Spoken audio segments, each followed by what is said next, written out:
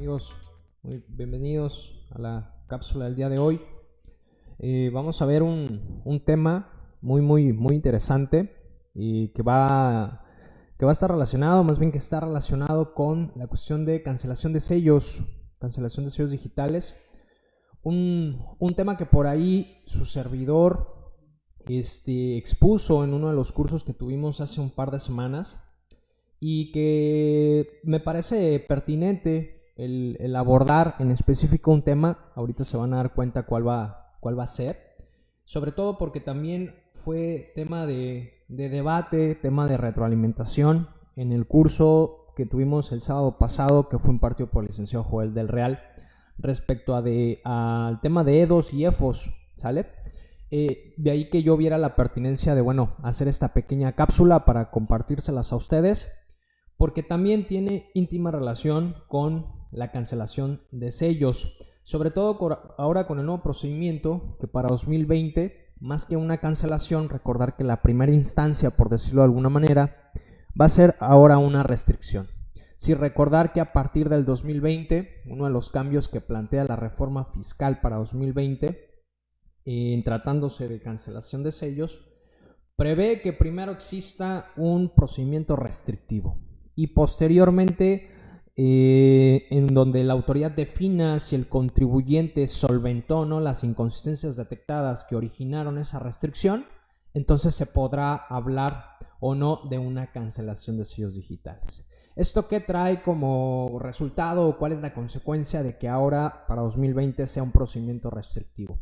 Lo decíamos en el curso, si tomamos en consideración el procedimiento hasta el 31 de diciembre del 2019, cuando un contribuyente sufría una cancelación de sellos, le notificaban, si bien le iba, muchas veces la resolución a través del buzón tributario, en donde se le informaba que por las causales que se encontraban en el artículo 17H, fracción décima, inciso A, B, C o D, depende del supuesto de cancelación en el cual había incurrido el contribuyente, pues ese certificado se había cancelado, ¿no? Entonces, hasta entonces el contribuyente no desvirtuara las inconsistencias o esa causal de cancelación, pues obviamente su sello permanecía cancelado y no podía facturar, ¿sale? Hablando en términos simples y llanos, no podía facturar. Entonces, ¿qué tenía que hacer el contribuyente? Pues presentar un caso de aclaración a través del portal del SAT y en un plazo de 3 días hábiles, por lo menos así lo señalaba la norma, la autoridad resolvía el caso de aclaración. De acuerdo al reglamento del Código Fiscal de la Federación, podía en un momento dado la autoridad realizar un requerimiento dentro el cual tendría que ser solventado por el contribuyente y posteriormente definir si desvirtuó o no el contribuyente dichas inconsistencias. Pero hasta entonces se desvirtuaran esas inconsistencias, pues el contribuyente no podía facturar. El sello estaba realmente cancelado, o sea, se encontraba sin posibilidad de facturar el contribuyente. Entonces, ahora para 2020, si bien es cierto, se extiende, por así decirlo, las causales de cancelación de sellos, la realidad es que ahora se entra en vigor a partir del 1 de enero del 2020 un artículo que es el 17H bis.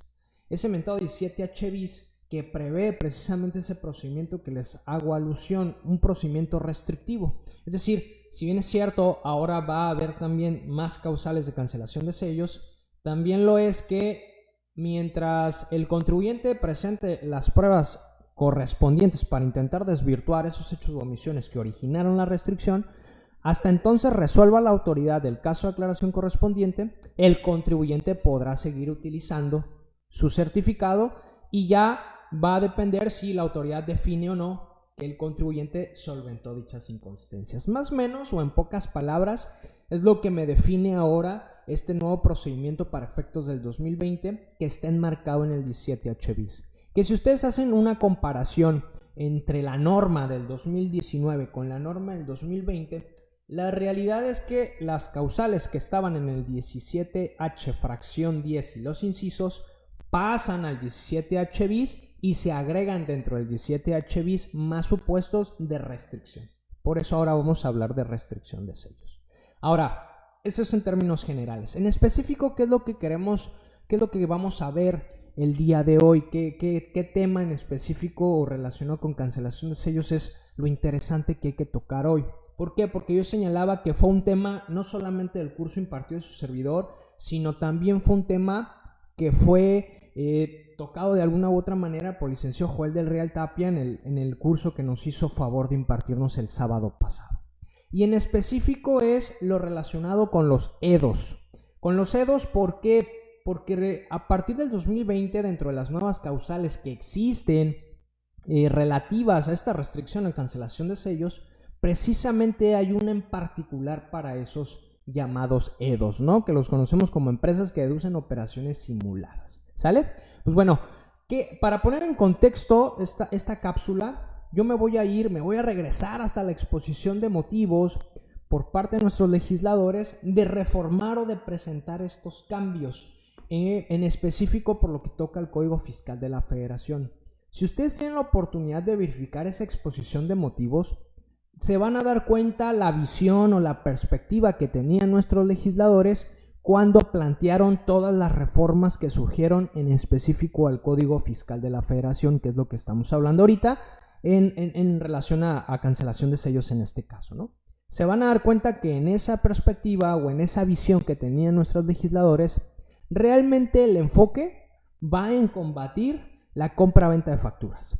Todo el enfoque relacionado con la reforma surgida en Código Fiscal de la Federación va en apego a ello, tendiente a combatir esa cuestión que realmente se les ha salido del control y que incluso el propio gobierno se ha visto inmerso en este tipo de operaciones a tal grado que posiblemente podemos decir que es uno de los principales clientes de este tipo de cuestiones, ¿no? Entonces, esa visión que tenía el legislador, que presentaron los legisladores en la exposición de motivos de la reforma, señalaba prácticamente esa cuestión que yo señalo de decir, ¿sabes qué? Necesitamos controlar este fenómeno de compra-venta de facturas que hasta la fecha, por más medidas que hemos tomado, por más que ya tenemos el 69B, por más que ya tenemos el 69B bis para efectos de las pérdidas fiscales, no nos ha podido ser posible controlar este fenómeno porque sigue imparable. Entonces, necesitamos tomar medidas, dicen los legisladores, necesitamos tomar medidas desde que un contribuyente se acerca a querer tramitar una simple contraseña o una firma electrónica hasta el límite que puede ser facultades de comprobación. Desde ahí tenemos que controlar, desde que llega un contribuyente y toca la puerta y quiere registrarse ante el Servicio de Administración Tributaria, ¿no? Entonces, se van a dar cuenta ustedes, si tienen la oportunidad de leer esa exposición de motivos, que viene esa visión que les comento. Obviamente en el Inter hubo ciertas modificaciones porque la realidad es que en dicha exposición de motivos no estaba ese 17H bis al que yo hago alusión, realmente se da como una modificación. Pero es interesante esa exposición de motivos de septiembre del 2019 por esa visión, esa perspectiva o el porqué de esta reforma fiscal en específico de Código Fiscal de la Federación. Entonces, ante esa visión, el mismo legislador establece que necesita de tres estrategias que ustedes ven en esta lámina. La primera estrategia, vean lo que dice, atento a lo manifestado anteriormente, es decir, a la visión, a las perspectivas que yo le comento, es necesario implementar estrategias que permitan acortar los tiempos de revisión y actuación de la autoridad fiscal para poder detener el flujo de este tipo de operaciones y recuperar los montos de contribuciones omitidos por las deducciones y acreditamientos improcedentes realizados al amparo de los referidos comprobantes. ¿Por qué dice esto la autoridad? ¿Por qué? Porque el contribuyente, si nos situamos en lo que corresponde al 69 en específico de los CEDOS, de las personas que deducen operaciones simuladas, cuando caen en este tipo de supuestos, recordar que el mismo 69B te establece un plazo de 30 días. Entonces, dentro de esos 30 días, en teoría el EDO se debería de acercar con la autoridad para intentar exhibir las pruebas documentales que acrediten la adquisición de los bienes o de la prestación de servicios que amparan los comprobantes que se presumen simulados, ¿no? O bien, posteriormente, la autoridad también emitía cartas invitaciones para efectos de que el contribuyente se regularizara, ¿no? Desgraciadamente, el contribuyente no aportaba las documentales o no hacía la gestión correspondiente de esos 30 días no hacía caso realmente a la carta de invitación, y la realidad es que muchas veces algunos contribuyentes incluso se enteraban derivado de que la autoridad revisora, ejercía facultades de comprobación. Entonces decía la autoridad, ¿sabes qué? No me está funcionando. O sea, los C2 no se están acercando dentro de esos 30 días, son pocos. Realmente se están esperando hasta que yo haga facultades de comprobación, y eso a mí, y para la autoridad, implica muchísimo tiempo y obviamente recurso humano, recurso material, para efectos de yo poder recuperar esa contribución que se perdió. ¿Por qué? Porque un contribuyente utilizó comprobantes que amparan operaciones simuladas. Entonces, dice la misma estrategia que plantea el legislador, es que yo necesito acortar tiempos, necesito recuperar más rápido eso que estoy perdiendo derivado del uso de facturas que amparan operaciones simuladas. Esa es la primera estrategia. La segunda estrategia, ¿cuál es? Que la autoridad fiscal pueda llevar a cabo una revisión integral de la situación fiscal de los proveedores que puedan ser contratados por cualquier autoridad, entidad, órgano u organismo de los poderes ejecutivo, legislativo y judicial de la Federación, de las entidades federativas y de los municipios, órganos autónomos, partidos políticos, sindicatos, fideicomisos y fondos. O sea, ¿de qué se da cuenta el legislador? Si primero quiero hacer una limpia, tengo que iniciar por casa. ¿Por qué? Porque la realidad, lo que comentábamos hace un momento, es que el propio gobierno fue partícipe de este tipo de cuestiones. Entonces, también la estrategia va abocado a limpiar el patio trasero, ¿no? A limpiar primero en casa. Esa es la realidad respecto a esta estrategia número 2. Como estrategia 3, y aquí es donde viene lo interesante y tiene mucha relación con la cancelación de sellos, en específico el supuesto que vamos a analizar ahorita. Vean lo que dice la estrategia número 3. Dice la autoridad, se considera conveniente aumentar la percepción de riesgo por la omisión de contribuciones, por lo que se debe dotar al SAT de las herramientas indispensables para detectar y sancionar a los sujetos involucrados en esquemas de facturación, comercialización y deducción de comprobantes fiscales que amparen operaciones inexistentes. ¿A fin de qué? A fin de establecer señales claras de ejemplaridad y recuperar la recaudación omitida hoy en día. O sea, vean esta estrategia, prácticamente lo que plantea es decir, ¿sabes qué? Necesitamos que yo cuando fiscalice a un contribuyente, el contribuyente vecino tome medidas sin necesidad de yo acudir con él. ¿Por qué? Porque ese va a estar con la consecuencia, va a estar consciente de la consecuencia de qué puede pasarle si en un momento dado incurre en actos como estos. Entonces, aquí, esta es la perspectiva que plantean los legisladores relacionados con cancelación de sellos. Ahora, en específico, van a ver ustedes que, ya hay una causal para efectos de los CEDOS, que es la que vamos a ver en esta cápsula, pero el contexto general, vuelvo a repetir, el contexto general de los legisladores cuando plantean un cambio en específico por el Código Fiscal de la Federación es ese: combatir la compra-venta de facturas. Aceptan que hasta la fecha ha sido imposible controlar este fenómeno, y ven necesario el redoblar esfuerzos. Y dentro de ese aumento o ese redoble de esfuerzos, por decirlo de alguna manera, están estas nuevas causales de restricción o cancelación de sellos. Y en específico esta es la que vamos a analizar, señores.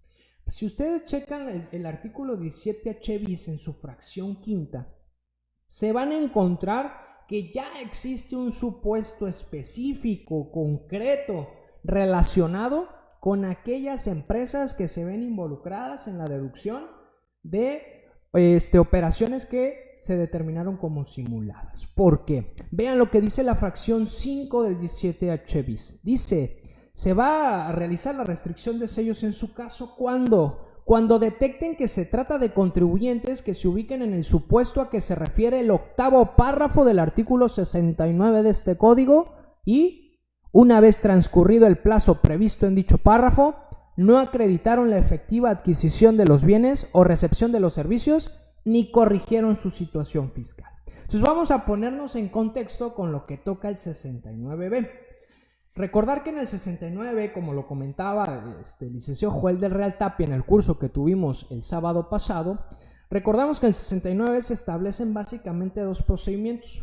Uno para la empresa facturadora y otro para la empresa que deduce la operación, que en teoría se considera como simulada. ¿Sale?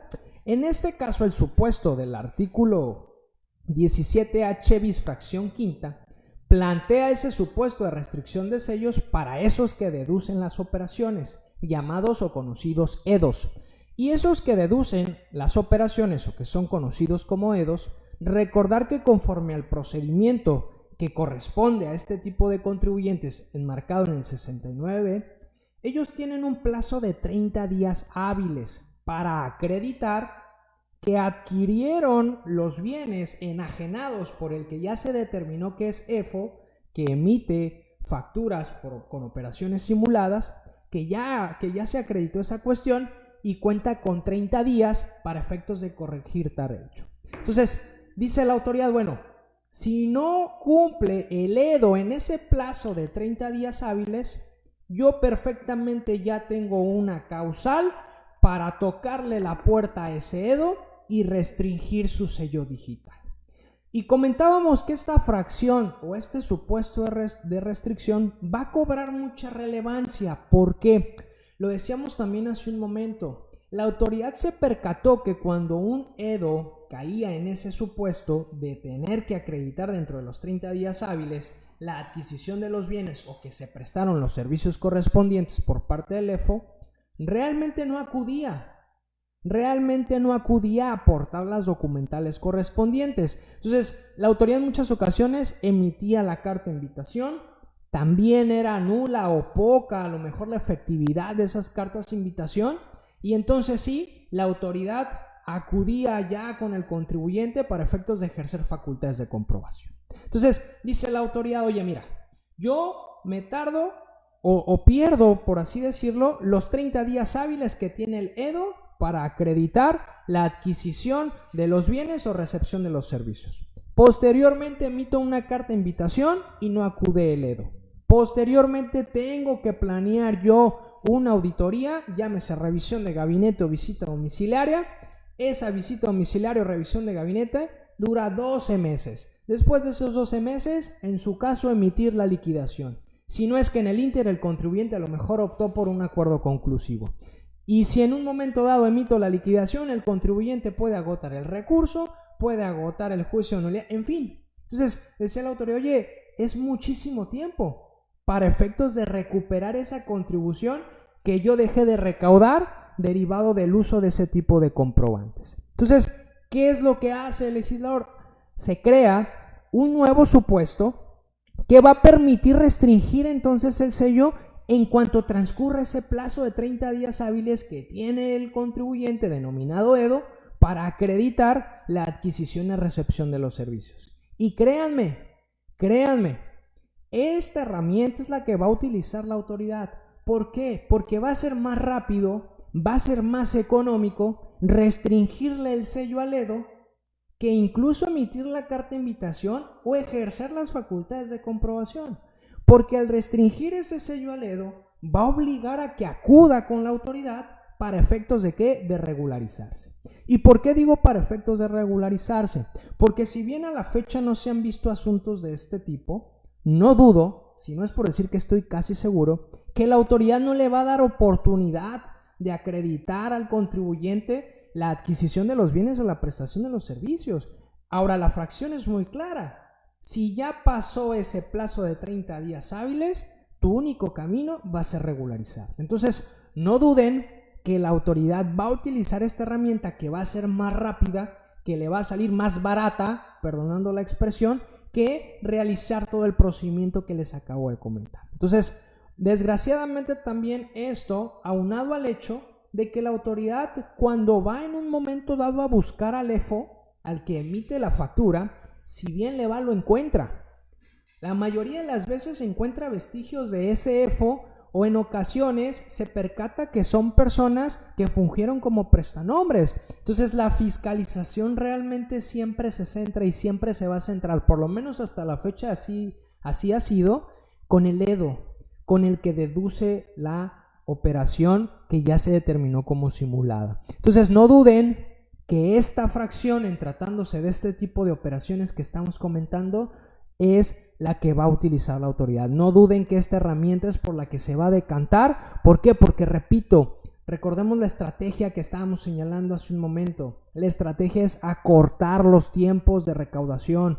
La intención o la estrategia es que los actos que se realizan sirvan, por ejemplo, para que otros contribuyentes no lo hagan. Entonces, no duden que esta va a ser la herramienta que va a utilizar la autoridad.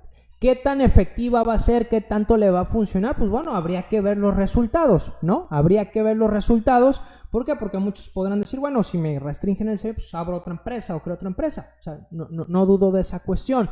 Pero sí va a ser una herramienta que obviamente va a ser más factible para la autoridad. ¿Por qué? Porque vuelvo a repetir, va a acortar los tiempos y obviamente le va a permitir eficientar los costos, ¿no? Que esa es la intención, recaudar y eficientar esos dos elementos que acabo de señalar. Entonces, aquí también otro tema interesante que se va a tornar interesante va a ser en un momento dado o puede cobrar relevancia un criterio que por ahí en su momento emitió la Prodecon. Recordar que hace unos años la Prodecon incluso emitió un criterio en donde establecía que existían momentos para que el contribuyente pudiese en un momento dado desvirtuar o acreditar más bien la adquisición de los bienes y servicios o de los bienes que en un momento dado le enajenó el EFO, ¿no? Y esos tres momentos, si mal no recuerdo, y es el criterio que ustedes tienen ahorita en pantalla, señalaba que desde la óptica de esa Procuraduría existían tres momentos. ¿Por qué? Porque en el mismo 69B no se prevé una pérdida del derecho de que en un momento dado el EDO pueda acreditar ya sea la adquisición de bienes o que se le prestaron los servicios. Entonces, derivado de ello, en ese criterio se establece que existen tres momentos. Uno, dentro del mismo plazo del 69B. Otro, cuando en un momento dado la autoridad emite la carta de invitación, o bien hasta ya el último momento o el tercer momento, o ya el punto final o fatal, ya cuando la autoridad ejerce facultades de comprobación, ¿no? O sea, ese criterio señalaba tres momentos en los cuales el EDO pudiese desvirtuar esa cuestión. Sin embargo, acá vota, por así decirlo, algo interesante, un tema relevante, porque ante esta nueva fracción habrá que ver si también estamos ante un cuarto momento, por decirlo de alguna manera, o un nuevo supuesto en donde yo pudiese aportar elementos para acreditar ya sea la adquisición de bienes o la prestación de servicios. O sea, puede ser un tema relevante. Obviamente desde la óptica de la autoridad, digo, adelantándome muchísimo, pero desde mi punto de vista, así va a ser. No creo que la autoridad valore. La realidad es que no va a valorar. La realidad es que se va a ir a como está redactada la fracción, que una vez pasando los 30 días, o te regularizas o te regularizas. ¿Quieres tu sello? Presenta las complementarias. La realidad es que esa herramienta así la va a utilizar. No obstante, va a ser interesante si en un momento dado, derivado de la restricción y posterior cancelación por esa causal, va a ser interesante si en un momento dado pudiese entrar otro momento, por así decirlo, para intentar acreditar esa cuestión. No obstante, también como lo veíamos en el curso del sábado pasado, como lo comentaba el expositor, el licenciado Joel del Real Tapia, pues sí, ojo por ahí, porque ya hay criterios que están de alguna u otra manera distantes o distan mucho de este tipo de criterio, en específico del emitido por Prodecon, porque ya había pronunciamientos en donde decían, oye, ¿sabes qué? Pues por equidad tributaria, así como en un momento dado existe un plazo para la autoridad para efectos de en un momento dado emitir una resolución, y si no le emite, el procedimiento queda sin efectos, pues para acá, para este lado, en un momento dado, en este caso para el contribuyente, también tendría la pérdida del derecho, ¿no? Entonces, ojo nada más con esa cuestión para no confiarnos, porque en muchas ocasiones, pues bueno, hemos visto que los contribuyentes realmente, ya sea por estrategia o porque hasta ese momento se enteran, terminan intentando desvirtuar hasta facultades de comprobación. Entonces, aquí les dejo esta pequeña cápsula, señores. Es un tema, reitero, que en su momento su servidor visualizó y comentamos en el curso de cancelación de sellos, que vi la relevancia de comentarlo de nuevo por el tema de EDOs y EFOS que comentamos el sábado pasado. y que hay que tener cuidado con esta cuestión, ¿no? Entonces hay que checar nuestros controles internos, hay que ver quiénes son nuestros proveedores y en un momento dado también pues estar al pendiente obviamente de esas listas que se publican en el diario oficial de la Federación y obviamente pues, tomar en general las medidas de control correspondientes, ¿sale? Entonces ahí un tema, lo dejo ahí simplemente en la mesa para que en un momento dado pues bueno, lo analicen también ustedes, lo verifiquen y se darán cuenta que va a ser, reitero desde mi punto de vista, la herramienta que va a utilizar la autoridad, se va a decantar por esta fracción en lugar de agotar todo el procedimiento que acabamos de comentar. ¿Por qué? Reitero, la intención es acotar tiempos, la intención es recuperar rápido ese recurso que perdió derivado del uso de este tipo de comprobantes que en teoría paran operaciones simuladas, ¿sale? Pues bueno, espero les haya gustado la cápsula del día de hoy, señores. De igual manera aprovecho para anunciarles los cursos que vamos a tener en el mes de septiembre. Estos son los cursos que vamos a tener en el mes de septiembre. El primero de ellos, bueno, impartido por su servidor de régimen de incorporación fiscal. Un curso va a estar muy interesante que es teórico y práctico, donde vamos a abarcar prácticamente renta, impuesto al valor agregado y consideraciones que hay que tomar, sobre todo en cuanto a la aplicación del estímulo fiscal inmerso en la Ley de Ingresos de la Federación, porque muchas veces, o por lo menos a mí me ha tocado ver que hasta la fecha existen dudas en cómo hacer tan solo los comprobantes fiscales por operaciones al público en general, entre otros temas que vamos a tocar en ese taller de régimen de incorporación fiscal. El 12 de septiembre, impuestos para emprendedores. A lo mejor puede ser un poquito dirigido a aquellas personas que van iniciando, que tienen deseos de iniciar un negocio o incluso que ya lo tienen. Sin embargo, es muy común esas dudas que tiene el empresario o la persona que va a empezar a laborar, a crear un negocio, decir, bueno, ¿qué puedo deducir? ¿En qué régimen debo de tributar? ¿Qué pasa si no cumplo? Etcétera, etcétera, ¿no? Por eso se denomina así, impuestos para emprendedores. El 19 de septiembre, un tema también, puede ser un poquito técnico a lo mejor, pero también muy interesante, de recuperación de saldos a favor de IVA por la contadora María Rebolloso. Ella fue en su momento, perteneció al área de devoluciones de parte del Servicio de Administración Tributaria. Entonces también cuenta con experiencia en sector privado y obviamente sí se va a enfocar a lo que corresponde, pues a cómo se tiene que presentar el trámite y ahí tips que hay que considerar en un momento dado cuando presentas un trámite de solicitud de devolución de impuesto al valor agregado, ¿no?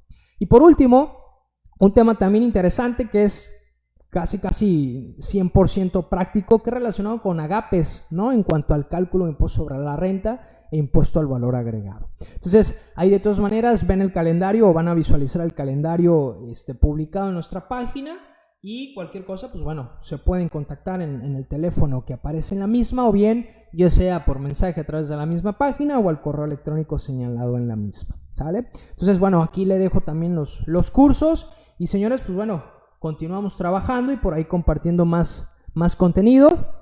Y nos veríamos el próximo jueves para la siguiente cápsula, no obstante de que también estén al pendiente de los próximos cursos que vamos a seguir impartiendo y del contenido que compartamos en nuestra página, señores.